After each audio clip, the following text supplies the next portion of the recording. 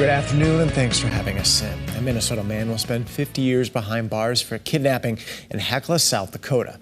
In March of last year, Ryan DeGroat entered a home where he assaulted a person and forced them to drive out of town. Law enforcement found them at a rest area in North Dakota. DeGroat pleaded guilty but mentally ill to first-degree kidnapping. Several other charges were dropped as part of a plea deal. A rural Sinai man is dead after a gun accidentally went off earlier this week. The Brookings County Sheriff's Office says it happened on 217th Street near 475th Avenue between noon and 5 p.m. on Tuesday. Authorities say the 44-year-old was practicing with a pistol and had to cross a paneled fence while walking back from the target. While crossing, the gun unintentionally fired and hit the man once. Crews arrived on scene and performed life-saving measures, but were not successful. The incident is under investigation. Turning to weather, rain is falling right now. Let's look at where and for how long that will last with meteorologist Megan Chatta. We have some sun here in eastern KELOLAND, but that is not the same as we go across the state. Right now, 81 degrees with sunshine in Sioux Falls. South winds at 18 miles an hour. In Pierre, a few light rain showers are possible, along with those thicker clouds. 67 right now, south winds at 6 miles an hour. There is a look at those clouds on satellite, trying to reach into northeastern, mainly in central and western South Dakota. And under those clouds are those rain showers that are pushing to the east. So if we zoom in just a little bit, you can see in western South Dakota between Eagle Butte down towards Phillip and Kadoka, back towards the southwest as well, and over the Black Hills are where the main rain and thunder showers are. Right now, 77 in Yankton, 78 in Brookings, 72 in Sisseton, 62 degrees in Phillip, and 54 in Custer. For today, we'll watch those rain and thunder showers push across the area. 82 the high in Sioux Falls, 78 in Aberdeen, 81 in Pierre, and 73 with chance of rain and thunderstorms in Rapid City. And for tonight, partly cloudy skies. Lows are going to be in the 40s and 50s with that chance of rain and thunder showers as we go through the overnight hours. For tomorrow, few morning rain and thunder showers possible in southeastern KELOLAND.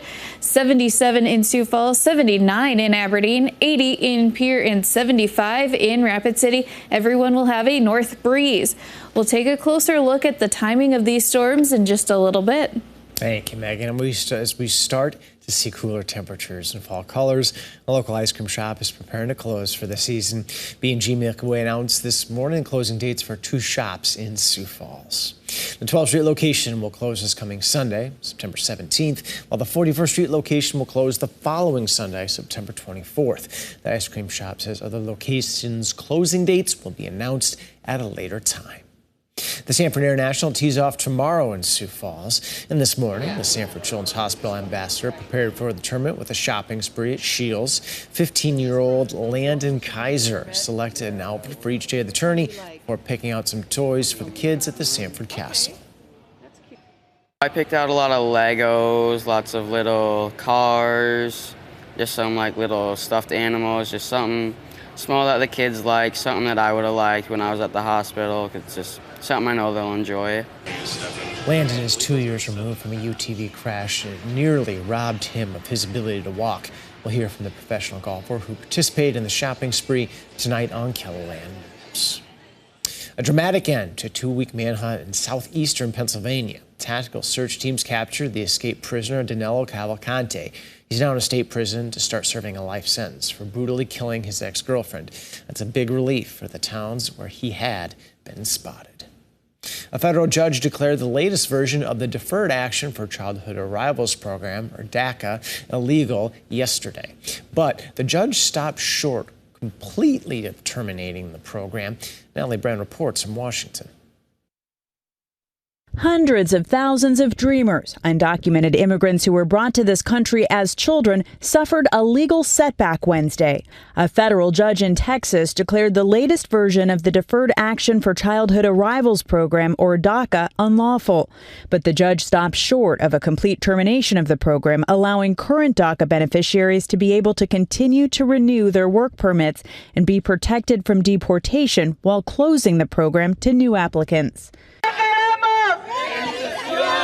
The ruling comes nearly 3 months since advocates celebrated the 11th anniversary of DACA and called for a path to citizenship. More than 500,000 immigrants are enrolled in the program, including Aurelie Hernandez. I came to the U.S. when I was in grade school to reunite with my mom, my dad, and my little brother. That was more than 30 years ago. This year, I will be 40. Congress has worked on several bipartisan proposals to come up with a permanent legal solution for DACA recipients and other young immigrants, but there's been disagreement over the pathway to citizenship and overall efforts to address the nation's immigration crisis. We clearly have a broken immigration system, and we need to fix it and do so in a bipartisan way. The Biden administration is expected to appeal the latest federal ruling, and the case is likely to reach the U.S. Supreme Court. Natalie Brand, CBS News, Capitol Hill. The judge in this case issued a similar ruling back in 2021 when he found the original Obama administration memo that created DACA in 2012 was illegal.